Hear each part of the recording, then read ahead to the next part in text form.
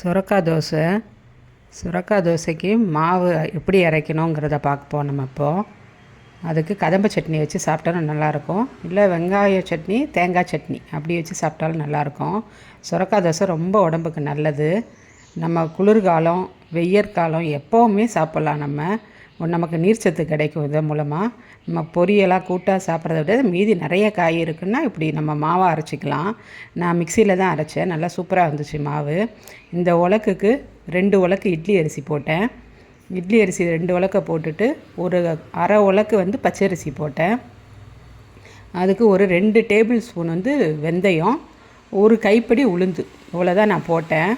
இதை போட்டு நல்லா ஊற வச்சு ஒரு 2-3 மணி நேரம் ஊற வச்சுட்டு நம்ம மிக்சியிலே அரைச்சிடலாம். ஒரு காய் எப்படி எடுத்துக்கலாம், ஒரு 1 கிலோ அளவுக்கு காய் எடுத்துக்கலாம். நல்லா பொடியாக நறுக்கிட்டு 1 கிலோ அளவுக்கு நம்ம காய் எடுத்து நல்லா தோலை சீவிட்டு அரிஞ்சு அதையுமே நம்ம மிக்சியிலே அரைச்சிடலாம். கிரைண்டரில் போடணுங்கிற அவசியமே கிடையாது.